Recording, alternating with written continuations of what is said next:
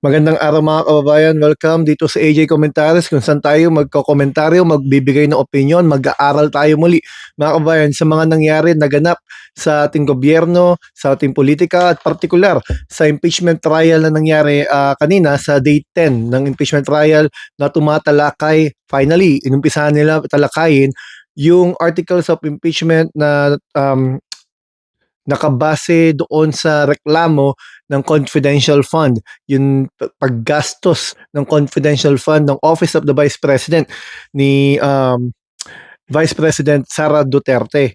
Yan ang pag-uusapan natin. Kung hindi pa po kayo nakasubscribe mga kababayan, sana po subscribe kayo, comment at like. Maraming pong salamat. Finally, 5,000 subscribers na po tayo mga kababayan.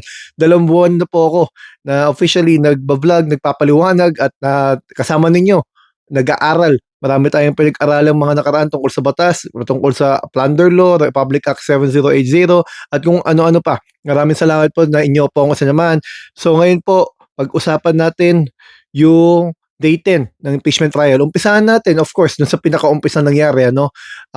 Kanina sa opening statement pa lang ni Congresswoman Laila De Lima, obviously pumalag agad ang defense team at napaboran nga ni Senator o Presiding Judge Senator Chis Escudero mga kababayan dahil di umano yung kanyang opening statement ay naghahalo na yung conclusion of facts or conclusion of law. So yun po mahalagang pag-aralan at malaman natin, maintindihan ano ba yung conclusion of facts at yung conclusion of law mga kababayan. Halimbawa po, ang kaso po ay yan nga, ang pinag-uusapan dyan yung confidential fund. So ano po yung mga conclusion of fact na dapat na ang gusto mangyari ng defense, huwag nyo nang sabihin sa statement, ilagay nyo na lang sa argumento ninyo, doon na lang sa apela ninyo, pero sa statement, dapat, kumbaga parang plain lang dapat yung statement. Ang conclusion of fact po, halimbawa po, yun po yung actual na nangyari doon sa kaso. Halimbawa, sinasabi niyo, si Juan ay nagnakaw, pumasok sa isang bahay at nagnakaw. Yan po, conclusion of fact, no? Binigay mo yung detalye kung ano nangyari at kung ano yung reklamo mo. Nag-akit bahay siya at kumuha ng gamit. Yun ang reklamo. Ayun yung conclusion of fact, ano?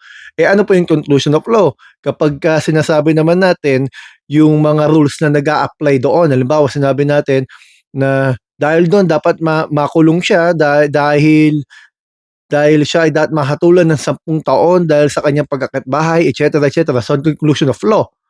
So parang ganun nangyayari doon sa opening statement ni Laila De Lima na naglalagay na siya ng conclusion of fact at naglalagay pa siya ng conclusion of law. Doon sinasabi niya na yung mga nilabas na pera ay dapat kastiguhin, etc.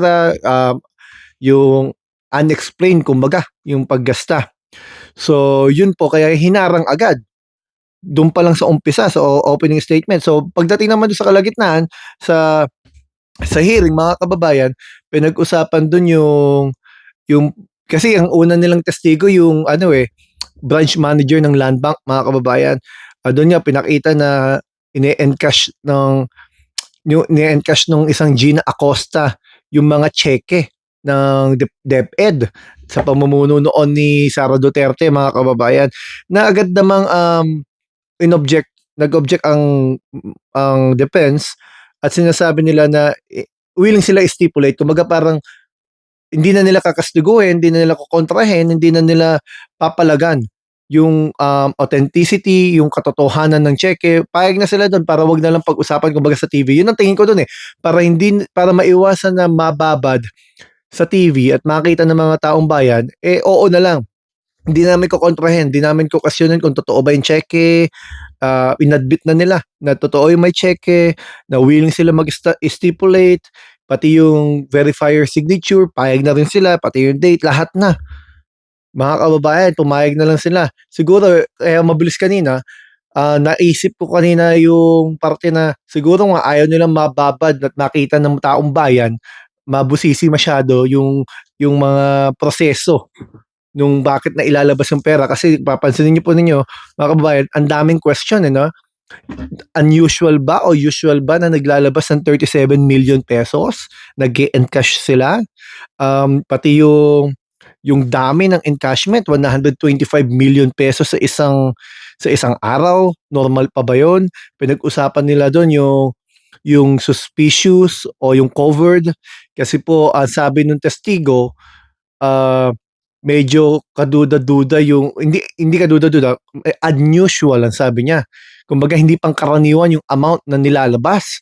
Kasi po pagka covered, ang sinasabi automatic nare-report sa AMLA, mga kababayan, yung sa anti-money laundering law. Mga kababayan doon, hindi na yun kailangan ng human intervention, automatic na yun sa system. Pag naglabas kayo ng 500,000 pesos o nagpasok kayo ng 500,000 pesos o more than 500,000, automatic magti-trigger yun na mare-report sa AMLA. So, yun covered, kumbaga. Ano yung suspicious, yung kaduda-duda na sinasabi naman ni Senator Ping Lacson, walang kaduda-duda dun sa batas, Ang sinasabi lang, suspicious, covered ba yun o hindi? Kasi kung unusual yung amount, kasi sinasabi nung testigo, hindi naman sila nagre-release ng mga ganong halaga sa DepEd noon. So ito unusual, ganong kalalaking halaga. Na napansin natin, bagamat hindi ganong ka-agresibo, pero dumidepensa na naman sila Robin Padilla at sila Alan Cayetano papatungo sa respondent. Unang-una, ang punto nga ng dalawa kapag ba unusual, ibig sabihin kumbaga kahina-hinala, ibig sabihin ba nun illegal na? Sumagot naman yung testigo, hindi. Kasi hindi naman talaga illegal agad kapag kahina-hinala, pero subject na pag-aralan, imbestigahan at alamin kasi malaking halaga yung nilalabas. Ngayon, kung illegal yun o hindi, korte na bahala mag-decide. Di po ba dapat ganon? Pero ang pinupunto lang kanina nila Cayetano at nila Robin Padilla, walang illegal, kumbaga. Kasi hindi porket kahina-hinala, illegal na. Mga kababayan, alam naman natin na may killing, kumbaga. Pansin naman natin lahat yan. May killing yung ginagawa ng grupong yan. At madaanan ko lamang po pala, nabasa ko bigla, yung si Pia Cayetano po pala, mga kababayan, nahainan ng ethics complaint diyan sa ethics committee na pinamumunuan ni Senator Tito Soto dahil, mga kababayan, doon sa kanyang pinost na splice video na para bang sinasabi o dinedeklara, kumbaga, na walang ebidensya pero nagsasampa na ng kaso ang grupo nila Jokno. Bilang isang senator judge, dapat mapanatili niya ang kanyang pagiging not biased kasi kailangan po ang hustisya ay nakapiring, tinitimbang lang ang bigat ng ebidensya. Pero sa nangyari yan, para siyang abogado ng isang panig. So, nasampahan ngayon siya. Kung anong magiging kapalaran niya, hindi natin alam, mga kababayan.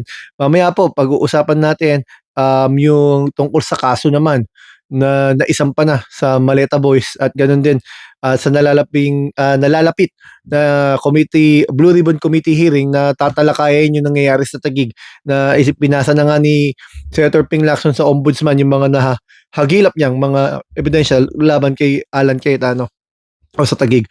Hanggang dito po muna, mga kababayan. Marami pong salamat. Kung di pa po kayo na-subscribe, sana po subscribe kayo, comment at like. AJ Commentaries po. Salamat po sa inyo.